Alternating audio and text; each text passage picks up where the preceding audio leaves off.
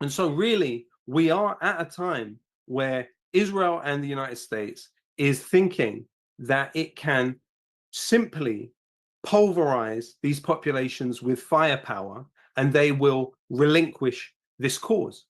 But it's simply not happening.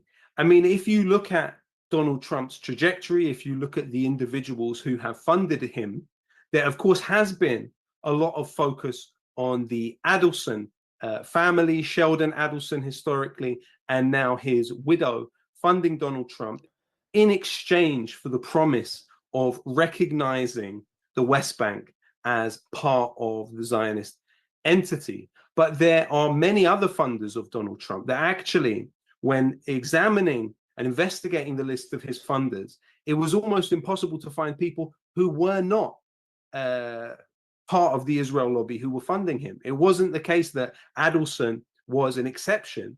It was that non-Zionist funders of Donald Trump were an exception. And actually, if you look at the history of the Republican Party in comparison to the Democratic Party, with the exception of Trump, generally speaking, the Democrats have received double the money from the Israel lobby as the Republicans have.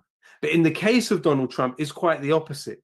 He received far more money from Israel lobbyists. And I'm not talking about the one the liberals love to talk about, AIPAC. I mean, AIPAC is unfortunately a drop in the ocean of the Zionist money that is thrown around during US elections. And they need to increase literacy of that. You know, we've come far enough for people to just continue to, frankly speaking, get their news from liberal sources or what can we say, quasi pro-Americans, well, directly pro-American sources like Al Jazeera actually, and have a very narrow conception of what the Israel lobby is and what the Zionist movement is. We need to increase that literacy, particularly in English speaking societies. They need to know more about what the Zionists are doing. And so in the case of Trump, really, if you go down the list, it's actually incredible how many of these individuals are serious Zionists.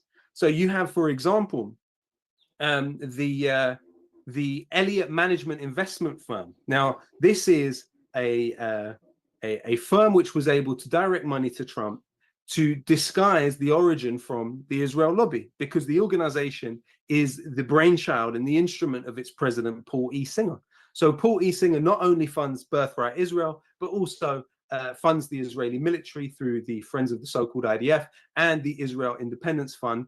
He also funds something called Startup Nation Central, which is behind the influx of former Unit 8200 agents into Google and other big tech companies. So by labeling his investment in the Trump campaign as coming from Elliott Management, his investment firm, he was able to disguise the Zionist source of that money. You have another one coming from Book Capital Enterprises. Well, who is Book Capital Enterprises? It's founded by Robert H. Book, who is described in his own biography as a major philanthropist in support of Israel. And he previously met Trump at the Al Gayman Gala, which is a staunch Zionist website.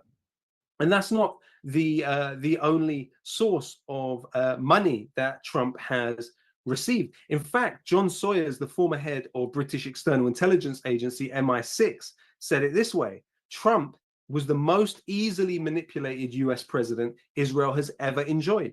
He recognized Israel's illegal annexation of the Syrian Golan Heights, which no other country has done.